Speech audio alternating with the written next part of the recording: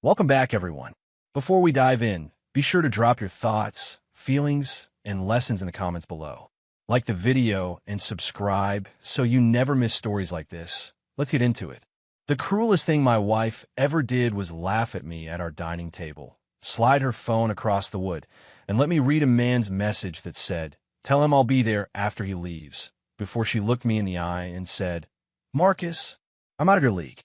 Stop acting brand new." I didn't argue. I didn't beg. I reached for the door and my keys because something in me understood that fighting for someone who enjoyed humiliating me would only teach her I was willing to stay in pain. Here's how it happened. I'm Marcus Reed, mid-30s, born in Baltimore, living in Charlotte, North Carolina. I'm a project manager for a municipal contractor. Early mornings, job sites, schedules that don't care about your personal life. I'm not flashy.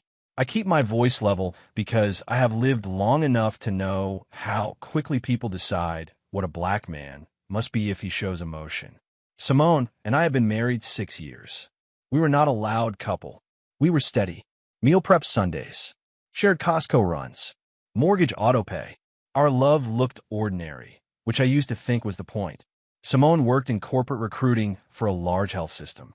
She was sharp and polished, the kind of woman who could speak calmly and still control a room. When we were dating, she used to call me her piece. She said she loved how consistent I was, how I did not make promises I could not keep. I believed her. I thought consistency was a language and we were fluent. The first years of our marriage were not perfect, but they were honest. We argued about chores and time and whose turn it was to call the plumber. Nothing felt dangerous. Then her circle changed, and the air in our home changed with it. It started with her friend Kendra. Kendra was newly divorced, newly loud, and newly committed to explaining her divorce like it was a masterclass. She would come over with wine and a playlist and that performative laugh that filled every corner of our living room. She spoke about standards and high-value men, like she had discovered a secret society. Simone leaned in the way people do when they want to believe something because it flatters them. Kendra didn't say Simone should cheat at first. She just suggested Simone deserved more than basic. More attention, more luxury, more worship. At first, Simone repeated Kendra's phrases like jokes. Soft life, level up, options. She would say them while scrolling through her phone, smiling at content that made marriage sound like a bargain sale. I would laugh lightly because I didn't want to be the husband who polices his wife's friendships. Then the jokes gained edges. She started commenting on my clothes, not as style advice, but as a verdict. She asked why I drove my paid-off truck when men who were really doing it drove something else. It was never a discussion. It was always a comparison I didn't volunteer to enter. Our routine still looked normal from the outside. I left before sunrise, grabbed coffee near the yard, checked the day's deliverables, managed crews, and solved problems that were concrete enough to fix. Simone left later, makeup perfect, blazer pressed, perfume that used to be soft and familiar but started to smell sharper over time. We texted about groceries and schedules. She asked if the lawn service came. I asked if the mortgage draft hit. But there was a new coldness behind her words, like she was speaking to a co-worker she planned to outperform, not a husband she planned to grow old with. One night, she came home excited in a way I hadn't seen in months. She told me Kendra invited her to a women's dinner in South End, Charlotte, an upscale place with valet parking and a menu that looked like a dare. Simone described the table. Women in heels, confidence like armor, phones face down like they had secrets to protect. She said it was empowering. She said it was expanding her mind. I told her I was glad she had friends. I'm in it. But later, when she went to shower, I looked at the receipt she left on the counter by accident. $260 on cocktails and networking. I did not confront her about it. I told myself it was a one-off. Everyone deserved a night out. The next week, there was another dinner. Then brunch. Then a conference in Raleigh that had no company itinerary. When I asked questions, Simone didn't provide answers. She provided attitude. "Do you want me to send you a calendar invite for my life?" she said once. Another time she asked, "Why are you acting insecure?" Like curiosity was a confession. It messed with my head because I was not an insecure man by nature. I had simply never been married to someone who treated basic respect like a favor. The first time she mentioned changing our boundaries, it was almost casual. We were folding laundry, and she said, "You ever think people were not meant to be with one person forever?" I thought she was being philosophical. I answered carefully, "I think commitment is a choice. It's what makes a marriage." She smirked like I said something naive. Later that night, she sent me a link to an article about open marriages. The subject line in her message was, "Read this with an open mind." It sounded harmless, but the way she watched me read it felt like a test I didn't consent to take. A few days after that, she brought it up directly. We were eating leftovers, and she said, "What if we allowed each other options?" I put my fork down. I told her no. I said I married her because I wanted her, not a rotating door. Simone didn't argue the concept. She attacked my character. "That's your problem," she said. "You think love is possession. You think you can keep me contained because you pay the bills on time." I told her my boundary wasn't containment. It was agreement. She smiled like my boundary was a weakness she could push until it cracked. After that conversation, Simone started moving like a woman who had already made a decision and was waiting for the rest of the world to catch up. Her phone became a private country. She turned off notifications. She took calls in the car. She would laugh softly at messages and then wipe her face blank when I walked in. She stayed late, at work more often, then came home showered as if she had used a gym locker room, hair still damp, and said she didn't want to wake me. Meanwhile, our home felt less like a shared life and more like a place we both happened to sleep, separately, silently, without warmth. The first real punch was financial. We had a joint account for bills and savings and separate personal accounts for spending. We were not reckless people. We were not rich, but we were stable. Then I noticed the joint savings dipping in small bites. Not enough to trigger an overdraft, but enough to change the math. 200 here, 400 there. Charges that didn't look like groceries, utilities, or anything for the house. When I asked, Simone didn't even flinch. "Work reimbursements," she said. "I'll move it back." She never did.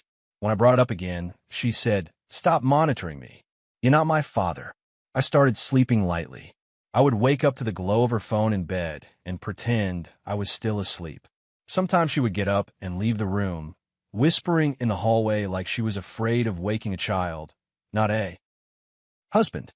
I hate that I did this, but I began living in small humiliations, counting the minutes between her messages, watching her smile at her screen, reading the mood in her voice the way you read the sky for storms. I knew something was wrong, but I still wanted to believe it was fixable. I kept reaching for normal, dinner, weekend plans, a movie, while she kept reaching away. The first confirmation didn't come from my own detective work. It came from my neighbor. Tasha lived across the street, a single mom with a calm demeanor, the kind of person who waved, kept her yard neat, and did not involve herself in anyone's mess. One Tuesday night, Simone said she had a team dinner uptown. She left in a black dress I'd never seen, heels in her hand, makeup done like she was going somewhere important. About an hour later, Tasha texted me, "Marcus, I don't want to be messy, but your wife just got into a Range Rover that wasn't an Uber." They hugged for a long time. I stared at that message until my eyes blurred. I wanted to reject it like my brain could veto reality. I wrote back, "Thank you." Seriously, that was all I could manage. I did not ask more because I could feel myself on the edge of something ugly. Rage, shame, panic. That night, I paced my living room, stopping at the window like a person waiting for evidence to arrive on schedule. Simone came home smelling like a hotel lobby, citrus, expensive soap, cold air conditioning. She walked in with a satisfied glow and asked, "Why are you up?" Like I was the strange one for being awake in my own life. I asked her directly, "Are you seeing someone?" I expected denial, outrage, tears, something human.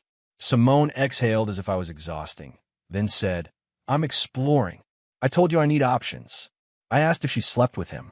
She didn't answer yes or no. She said, "You're making this dramatic." She turned it into my personality flaw. "You want me to be small so you feel big," she said. It was so backward I almost laughed. Then she said the line that later echoed in my head like a gavel. "I'm out of your league. I always have been. No remorse. No softness. Just superiority delivered calmly." That was the night I reached for the door. Not to run forever, not yet. To keep myself from unraveling in front of her like a show. I stepped onto the porch and let the night air hit my face. The neighborhood was quiet, distant TV sounds, a dog barking once, a car passing. My hand shook. I hated that. I breathed until the shaking slowed. I told myself one thing. I would not become the loud, desperate stereotype she wanted to paint. If I had to lose my marriage, I would lose it with my dignity intact. I went back inside, said nothing, and slept on the edge of the bed like a guest. The next morning, I went to work like nothing happened. Hard hat, boots, clipboard, coffee that tasted like metal. But my mind was different. Something had shifted from denial to calculation. I started paying attention the way I pay attention to a job schedule. Dates, patterns, resources, risk. I called a family law attorney during lunch, sitting in my truck with the engine off. I did not tell anyone, no friends, no family, because I wasn't ready to carry their opinions on top of my own pain. I just told the lawyer I wanted a clean exit, not drama. She said, then move quietly and document everything. I began documenting like my peace depended on it, because it did. I downloaded bank statements and flagged the charges that didn't fit. I took screenshots of suspicious transactions, hotel deposits, upscale restaurants nowhere near her office. I froze my credit. I opened a new account and routed my direct deposit there. I changed passwords on anything tied to my name. I learned what accounts were jointly liable and what wasn't. It felt surreal, like I was building shelter while still living in the burning house. Simone kept acting like she was in charge of the narrative. I refused to argue. I let her talk. People reveal themselves when you stop interrupting. Over the next few weeks, Simone got bolder. She stopped hiding the late nights. She stopped pretending her phone wasn't full of secrets. If I asked where she was, she would say, out, like my marriage didn't earn details.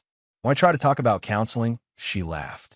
Therapy is for men who can't accept reality, she said.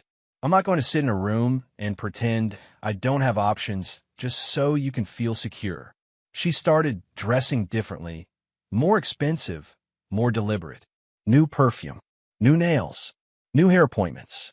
She was investing in herself, and she was using our shared stability as the launch pad without permission. Meanwhile, her friend Kendra kept showing up like gasoline. Kendra would sit on my couch and talk about marriage like it was a temporary contract, something you upgrade when it stops serving you. Simone soaked it up. They spoke in coded language, laughing at men who think they own women. I never said I owned anyone. I wanted partnership, not ownership. But they needed me to be the villain so Simone could justify what she was doing without guilt. The cruelty was how normal Simone acted while saying cruel things. She'd pour cereal and casually say, "You should be grateful I even married you," like it was a compliment wrapped in a knife. The high-status person revealed himself in a small, stupid way, carelessness. Simone left her laptop open on the kitchen counter one night while she showered. A calendar reminder popped up with a name I recognized from local news and hospital fundraisers. Dr. Julian Carr, cardiothoracic surgeon, philanthropic board member, polished in every photo. The invite wasn't for work. It was a private reservation at a downtown restaurant known for quiet deals and expensive wine. I felt my stomach drop. It wasn't just that she was cheating. It was who she chose, someone whose status she could hold over me like proof I was beneath her. I took a picture with my phone, hand steady, heartbreaking. I didn't confront her about the laptop. I didn't want her to hide the trail. I began watching for patterns instead. She would work late on certain days. She would leave earlier on others. She had a new habit of showering at odd times, like she wanted to wash the day off before she let it touch our bed. I noticed she started keeping a small overnight bag in the trunk, unremarkable black duffel. I noticed she changed her underwear drawer organization, like she was managing two lives. I noticed she stopped using our shared calendar for anything personal. She wanted freedom without accountability, and she wanted me to fund it quietly. The part that hurts the most is that I still tried. I still cooked dinner. I still asked if she wanted to watch a show. I still folded laundry. I still paid bills. My love didn't switch off just because hers did. That is what made the suffering constant. living in the same home with someone who had emotionally left while pretending for the sake of normal. Sometimes Simone would be kind for an hour, just enough to confuse me. Then she'd pull back and treat my hope like a weakness. "You're too steady," she told me once. "It's boring. Men like Julian don't have time to be boring." I nodded as if she was talking about weather. Then I went outside and sat in my truck until my breathing slowed. The only place I felt treated like a person was in small moments with Tasha. It wasn't romantic. It wasn't dramatic. It was human. One evening, a storm knocked my trash can over, and I was in the yard picking up scatter paper like my life was literally blowing around. Tasha came out without a word, picked up what she could, and handed it to me. She didn't ask questions. Another time, she knocked to return a package delivered to her porch and said, "You look tired." Her voice wasn't pity. It was recognition. I didn't dump my pain on her. I just said, "I'm going through something." She nodded and said, "I'm around if you need a calm minute." Simone started testing how far she could push me. She'd come home late and climb into bed like nothing happened. She'd touch my arm and say, "Don't start," before I said a word. She'd mention open marriage again like it was inevitable. "This is happening," she told me. "You could be smart and accept it, or you could be dramatic and lose me." I looked at her and realized she thought I was afraid of losing her. The truth was I was afraid of losing myself. I asked her, "So your plan is to cheat and call it options?" She shrugged. "Call it whatever you want. It's my life. No remorse." She also started subtly undermining me to people. I would hear little comments when we met friends for dinner. "Marcus is so traditional," Simone would say with a laugh. "He's sensitive. He needs reassurance." She made it sound like a harmless personality quirk, but it was narrative building. I saw it when her mother called and asked if I was stressing Simone out. I saw it when her cousin in Baltimore joked about me being controlling. I wasn't controlling. I was being controlled by someone rewriting reality. I felt alone in a crowded room because Simone had already started planting the idea that I was the problem. The deeper suffering came from how she acted at home. She didn't just cheat.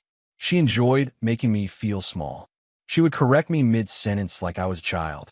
She would walk into a room, see me relax for 2 seconds, and say something sharp like she couldn't stand me being calm. One night I asked if she wanted to talk, just talk, and she said, "Talk about what?" "You're not going to become Julian by talking." I remember staring at her and thinking, this woman knows exactly what she is doing. She wants to bruise me where it won't show in public. She wants me broken enough to accept anything. That was when I fully committed to a quiet exit. My lawyer guided me through the practical steps. I made a list of shared assets and liabilities. I ensured the mortgage payment remained current, so I wouldn't sabotage myself. I documented the pattern of spending and the timing of her absences. I moved important documents, birth certificate, passport, the deed copies, into a small lockbox in my office. I changed beneficiaries on my work accounts where allowed. I did it all without announcing it, because announcing it would give Simone time to manipulate, drain, or distort. Quiet was my armor. I began speaking to Simone only about logistics. The less emotion I gave her, the more she seemed irritated. She fed on reaction. I starved that appetite. Simone noticed the calm and started escalating. She would pick fights over nothing, dirty dishes, the thermostat, a towel on the floor, then accuse me of being cold when I didn't argue back. "You're acting like you're better than me," she snapped once. I wanted to say, "I'm acting like a man who is trying not to collapse." Instead, I said, "I'm tired." She rolled her eyes. "You're always tired. That's why you're not attractive," she said, like attraction was a weapon she could use to punish me. That sentence landed heavier than it should have. Not because I needed her validation, but because she wanted to take it away with cruelty. At work, I became efficient in a way that scared me. I could stand in front of crews and talk about timelines while my marriage was burning. I'd go home and see Simone's car in the driveway and feel dread like a physical weight. I started eating less. I started waking up too early. Sometimes I'd sit in a parking lot after work and stare at nothing, trying to build the courage to walk back into my own house. That is the part people don't understand about betrayal. The cheating hurts, but the daily exposure to contempt changes you. You start negotiating with your own worth. You start wondering what you did wrong to be treated like a joke. I had to fight that internal erosion quietly.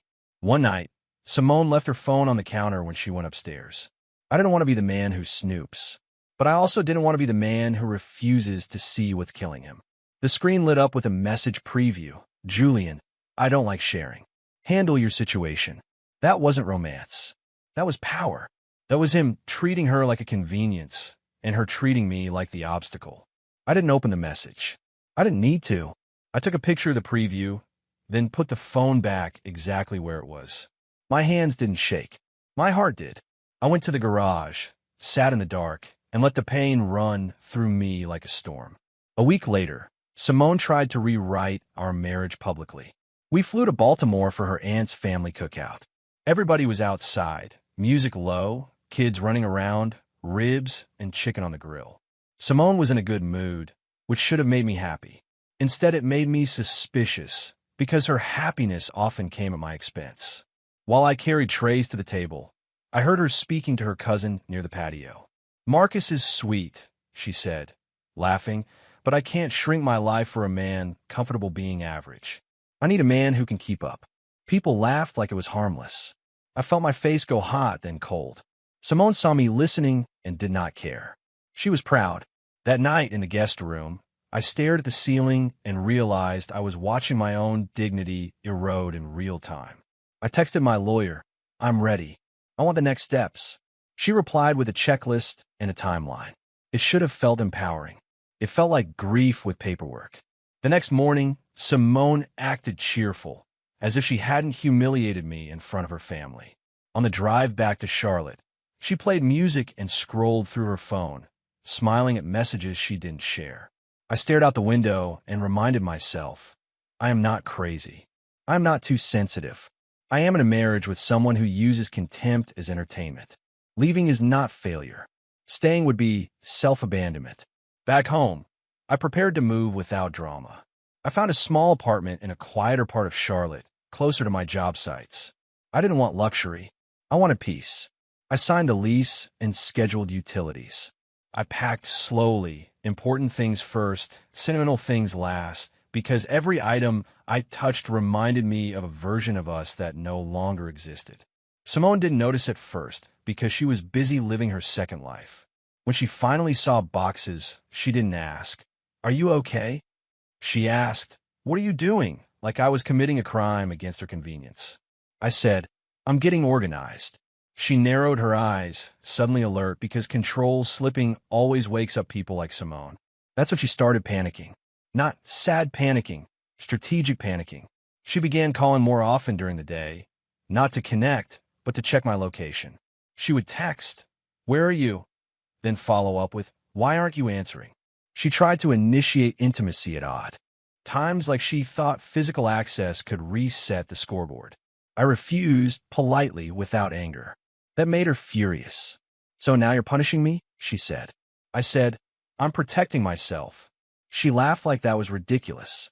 You think you could just leave and I'll care? She said. But her eyes told Steenie it. She didn't even pretend. She lifted her chin and said, It's not your business.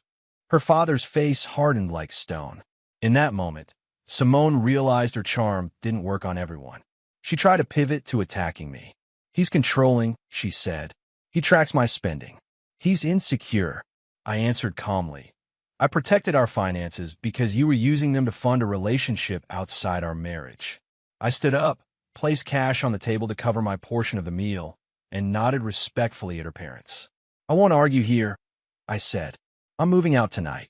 My lawyer will handle the rest. Simone's eyes flashed. So you're just quitting? She said, loud enough for people nearby to glance over. I leaned closer and said softly, I stopped participating in humiliation. That's not quitting. I walked out. No speech. No raised voice. My heart was pounding like a drum, but my steps were steady. Outside, the air felt colder, cleaner. I sat in my truck for a moment, hands on the steering wheel, and realized I could breathe again. Simone called me before I even got home. Her voice was sharp, furious. You did that on purpose, she said. I said, I did it to end this cleanly. She laughed bitter. You think you're so calm, but you're just petty, she said. You can't handle that I'm out of your league. I said, if you believe that, then you shouldn't mind me leaving. Silence, then anger. She wasn't sad. She was losing something she valued. Control, stability, a safety net. She tried to threaten me. I can make this ugly, she said. I replied, then you'll make a public record you can't charm. That ended the call. That night, I moved essential items into my apartment. I did not empty the house like a thief. I took what was mine, what mattered, and left the rest for the legal process. Simone arrived while I was carrying a box. She stood in the doorway and watched, arms crossed, eyes cold. So this is what you're doing, she said. Running. I said, leaving. She stepped closer, lowering her voice like she was trying to trigger me. Julian doesn't run from problems, she said. I looked at her and said, Julian isn't married to you. Her face twisted, not with shame, but with rage that I wasn't begging. She said, you will regret this. I said, I already regret staying as long as I did. The next week for paperwork, silence, and small shocks. Simone tried to use the joint account one more time for a large withdrawal, but the safeguards were already in place. She called furious. You froze me out, she said. I said, you drained us without permission. I protected what was left. She called me names. She blamed me for everything. No remorse. My lawyer filed formally, and the process moved like a machine, slow but inevitable. Simone's pride couldn't accept that she wasn't the one ending things on her terms. She began texting me late at night, not to reconcile, but to provoke. He's better, she wrote once. He actually sees me. I stopped responding. Silence was my boundary. Karma did not come as fireworks. It came as reality catching up. Dr. Julian Carr did not claim her the way Simone believed he would. The relationship that felt thrilling in secrecy looked inconvenient in daylight. Once Simone became legally complicated, separation filings, financial questions, potential workplace exposure, Julian's warmth cooled. Simone started coming home earlier on nights she used to disappear. She started staring at her phone more, frustrated instead of glowing. One evening she texted me, "You told him, didn't you?" I replied, "I told my family by marriage the truth. That's all." She responded with a long string of accusations. Then, for the first time, she wrote something honest without meaning to. He doesn't want problems. Exactly. Cheating partners love the fantasy, not the fallout. The second piece of karma was professional and completely predictable. Simone's spending and scheduling irregularities drew attention once the wrong conversation reached the wrong person. In recruiting, integrity matters, and so does perception. A complaint landed in compliance. Something about favoritism, conflict of interest, questionable reimbursements. I don't know who filed it. It could have been a coworker tired of Simone's attitude. It could have been someone who noticed she was moving like a person above rules. It could have been the natural consequence of arrogance. What I do know is that Simone called me one afternoon, furious and scared at the same time. "They're asking questions," she said. I said, "Then answer them truthfully." She snapped, "They're trying to ruin me." I said, "No, Simone. You did the risky part. Now the risk is collecting its debt." She didn't get a dramatic firing with security escort. She got something colder, a quiet separation, the kind companies do when they want distance without noise. Simone told her family a story that made her a victim. She said they were targeting her. She said people were jealous. She never said, "I made choices." Meanwhile, Dr. Carr disappeared like a man who never planned to stay. Simone tried to reach him and got delayed responses, then no responses. She started posting motivational quotes online about being misunderstood. She started dressing down, not because she learned humility, but because her audience shrank. That is the thing about status built on external validation. It collapses when the crowd leaves. The saddest part was watching her still refuse remorse. Even after everything, papers served, marriage ending, job slipping, Simone didn't apologize. She only blamed me for not being strong enough to keep her. "If you were more ambitious, I wouldn't have needed options," she said on one of her last phone calls. I laughed once, quietly, because it was so cruel it almost sounded scripted. I said, "We didn't need options. You needed control." She said, "Whatever helps you sleep." Then she hung up. That was Simone to the end. Contempt as a shield, pride as a prison. I realized then that if I had stayed, I would have spent my life trying to earn basic respect from someone who thought disrespect was a sign of power.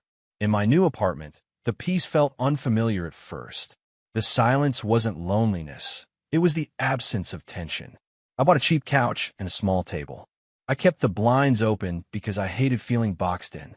I started running again in the mornings, slow and steady, the way you rebuild a body after it's been carrying too much. I ate real meals instead of stomach-knot snacks. I started sleeping through the night.